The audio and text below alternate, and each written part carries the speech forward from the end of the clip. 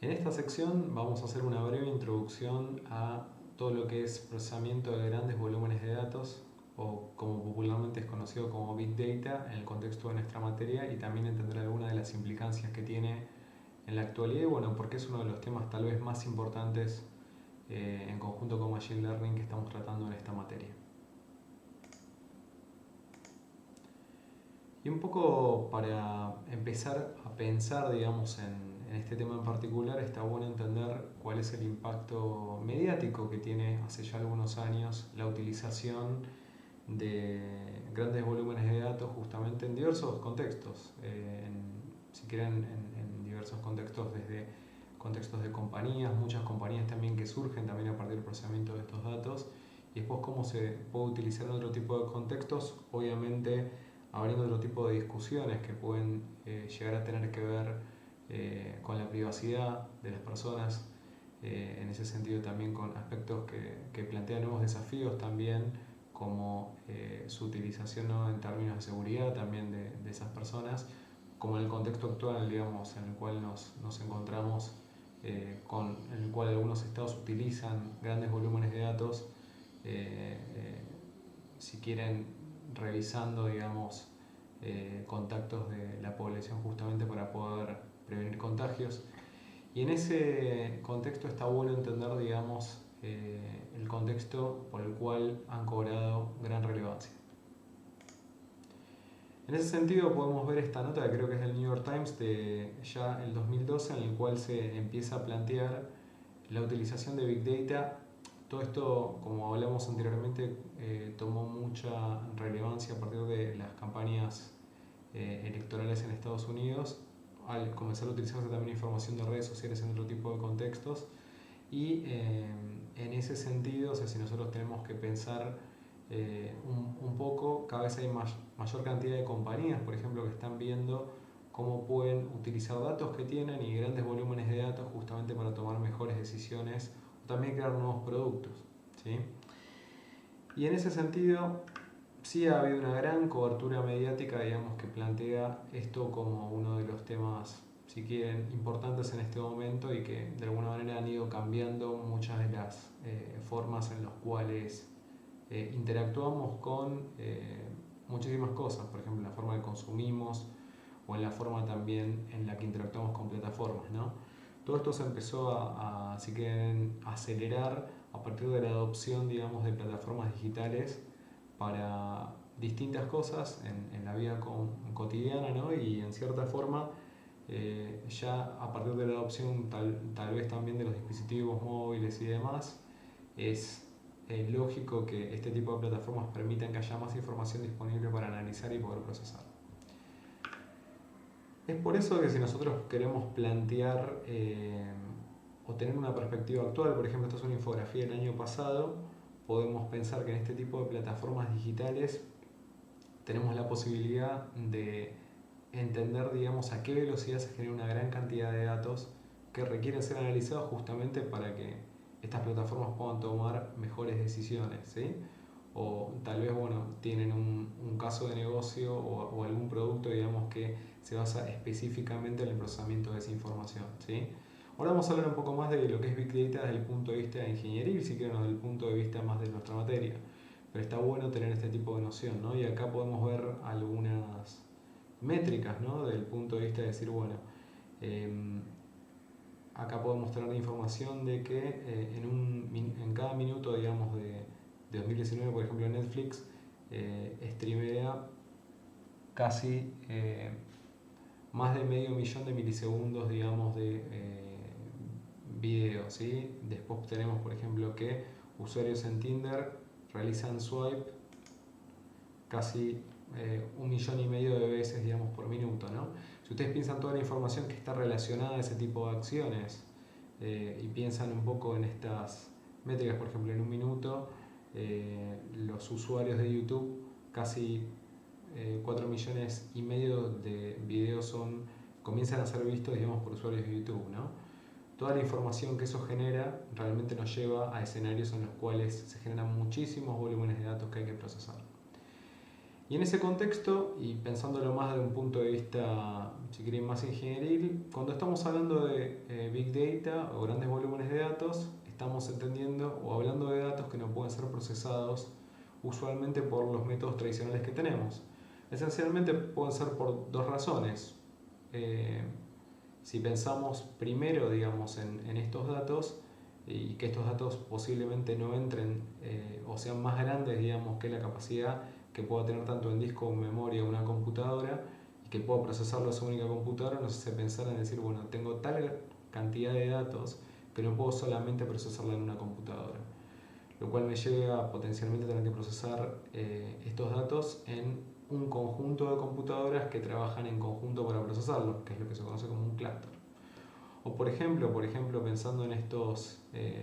por ejemplo, la cantidad de eventos que podrían estar relacionados a los plays o estos swipes de Tinder, ¿no? El hecho de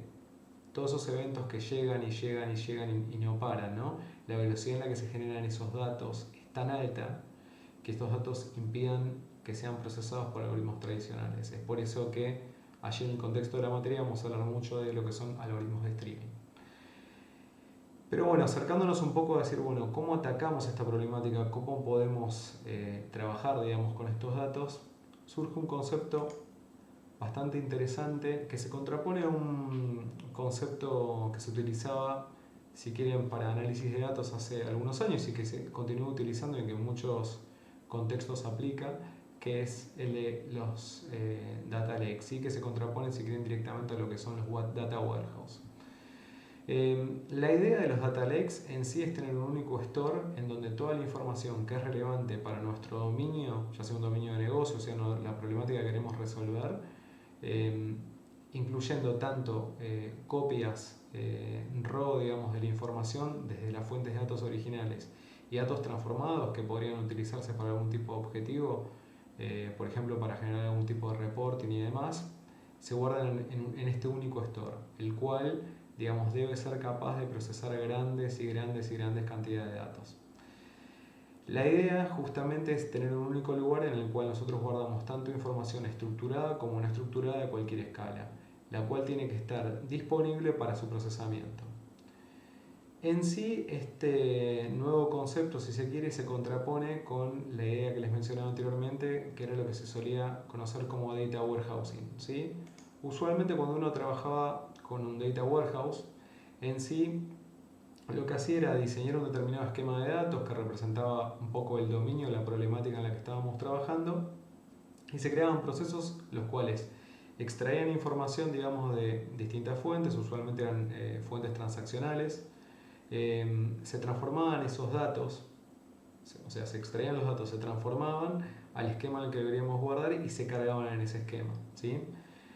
¿Qué es lo que sucede? O sea, en contextos de Big Data, dado el gran volumen de información que tenemos y dado en sí muchas veces también cómo esos datos en el tiempo van a ir cambiando, no es posible justamente aplicar un formato de este tipo. Entonces un poco esta idea de ETL, ¿no? de extract, transform and load cambia y se extraen los datos, los mismos se cargan en un data lake y los mismos son transformados al momento de uno querer hacer una consulta o por ejemplo son preprocesados para poder hacer algún tipo de proceso. Por ejemplo, para que tengan una idea, lo que nosotros podríamos querer es, partiendo de información de analytics de usuarios de un marketplace online, podríamos querer, digamos, procesar esa información justamente y transformarla para que alimente a un, por ejemplo, algoritmo Machine Learning, o por otro lado podríamos querer que diariamente o una vez por hora, digamos, genere un determinado reporting que va a utilizar una área operativa o un área de marketing, ¿sí? Los distintos usos, digamos, parten, digamos, de información raw o información, si quieren, previamente transformada, pero que se consulta desde el data lake, y realmente cambian un poco la forma y si quieren los pueden ver también como sistemas los cuales se conforman, digamos, con un compendio, digamos, de herramientas las cuales llevan, digamos, a poder procesar esa información. También la adopción de este tipo de herramientas y las necesidades que fueron teniendo, digamos, distintas plataformas, hacen que hayan empezado a cobrar popularidad otro tipo de arquitecturas que también contemplan la utilización en el fondo de un data lake. Y es lo que se conoce como arquitecturas lambda, ¿sí? Por un lado, una arquitectura lambda lo que utiliza o busca, digamos, lograr es poder contar con lo que se conoce como información en tiempo real y al mismo tiempo los beneficios de lo que se suele conocer como arquitecturas de procesamiento de datos batch, ¿sí? En sí, lo que se trata es adoptar distintas fuentes de datos y a partir de esas fuentes de datos, digamos, poder tener tanto un procesamiento, digamos, batch, es decir, en lotes, o sea, nosotros juntamos distintos volúmenes de información y los vamos procesando con una latencia, si quieren, un poco mayor, ¿no? En ese tiempo los tiempos de procesamiento son muchísimo más lentos, pero también vamos alimentando nuestras métricas con algoritmos de otro tipo, por ejemplo, algoritmos de streaming, los cuales nos permiten tener métricas en tiempo real que alimentan eso. Entonces, por decirlo de alguna forma, volviendo un poco a esta idea, ¿no?, de la que yo hablaba, de decir, imaginemos que tenemos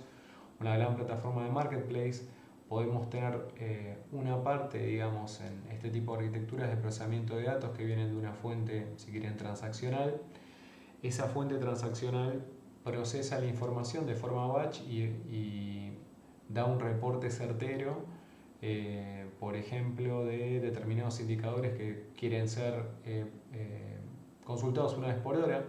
en esta plataforma, pero al mismo tiempo tienen otro conjunto de métricas que se van calculando a partir de un stream de eventos. Esta idea, digamos, de realmente tener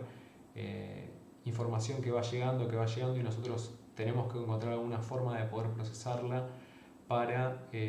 realmente poder lograr algún tipo de métrica, la cual, por ejemplo, nos podría dar una medida de cuántas transacciones se están dando por segundo o por minuto, o, por ejemplo, cuántos intentos de fraude tenemos en esa cantidad de tiempo. Y esas métricas real time nos permitirían tomar decisiones.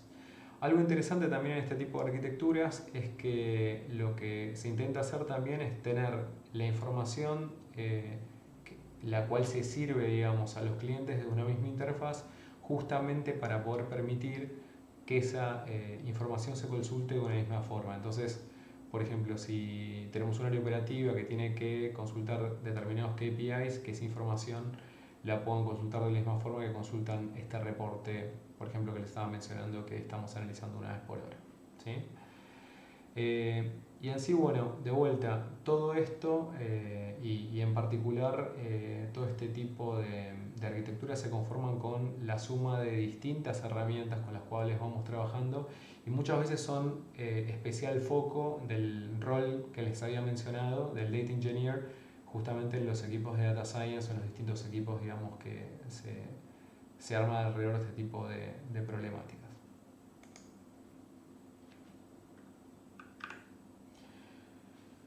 Y bueno, habiendo partido un poco de estas ideas, es interesante entender, si quieren conceptualmente, algunos aspectos que son importantes desde el punto de vista del trabajo con Big Data, ¿sí? En ese sentido, podemos hablar de las 6 B cortas de Big Data: volumen, velocidad, variedad, veracidad, valor y valencia,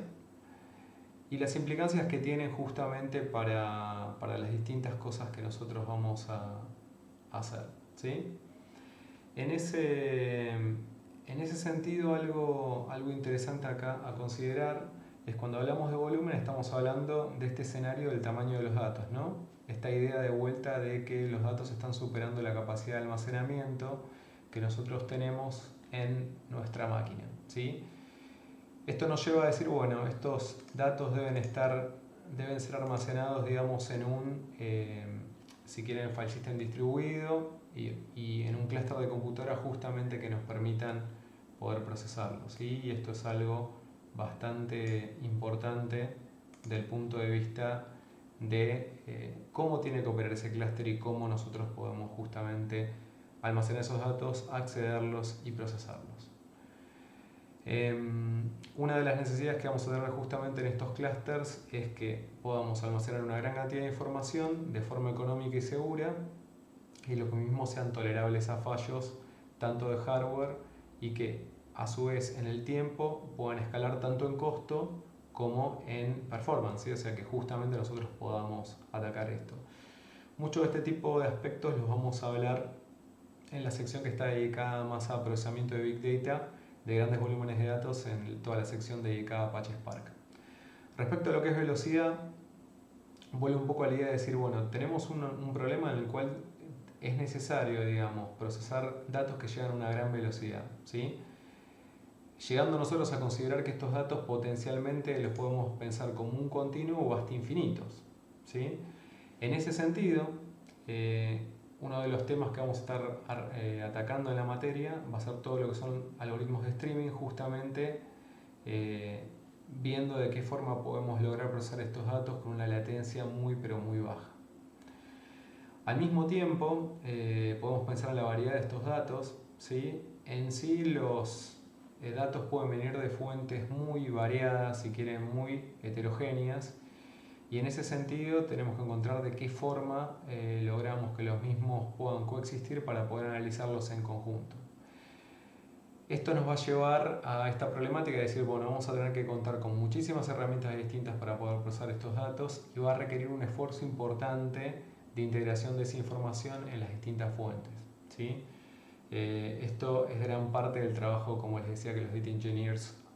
realizan, digamos, manteniendo estos sistemas, ¿sí? Por otro lado, vamos a hablar de veracidad y esto está relacionado a la validez de los datos,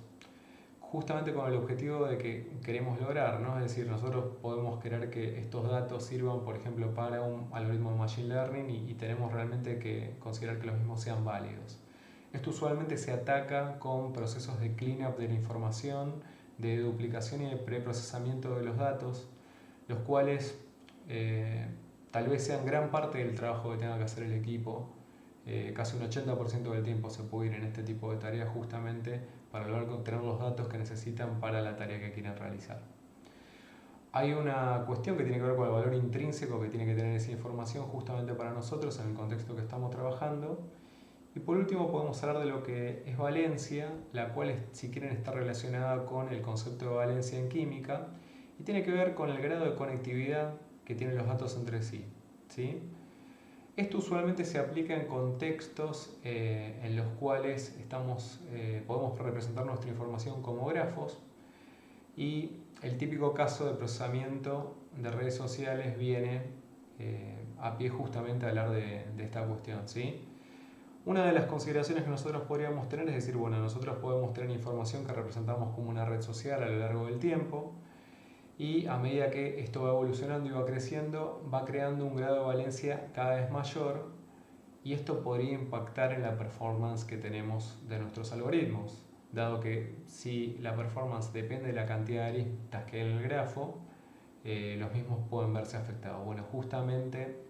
¿cómo podemos atacar esto? Y por último, y hablando un poco más de herramientas,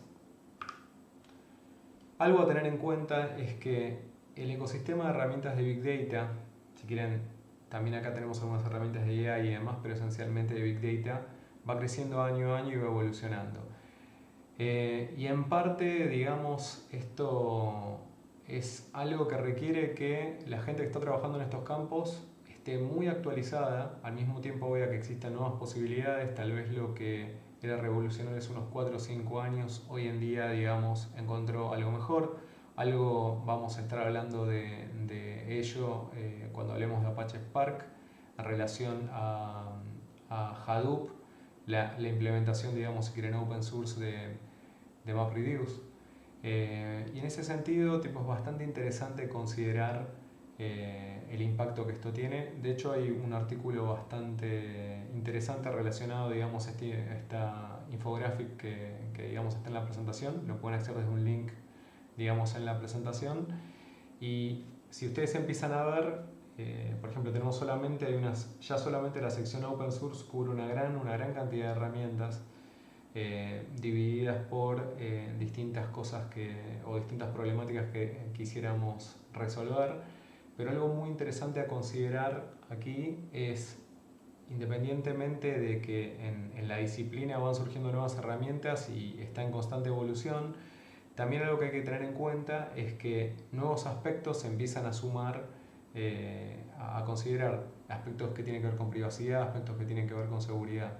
Ya hace algunos años, en particular, estos temas están en discusión. Hay legislación, por ejemplo, toda la legislación de GDPR en Europa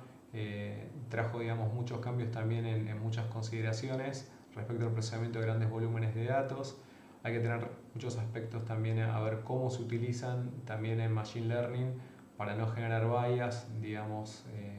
por ejemplo, en distintos contextos. Podría ser, por ejemplo, no generar bias, digamos, en lo que sería, si estuviéramos en una fintech, por ejemplo, la entrega de un crédito. En fin, hay muchísimas problemáticas que empiezan a tocar otras áreas interesantes que están relacionadas no solamente con lo técnico, sino también en el impacto que tienen, digamos, en la aplicación de estas tecnologías en nuestra vida, ¿no?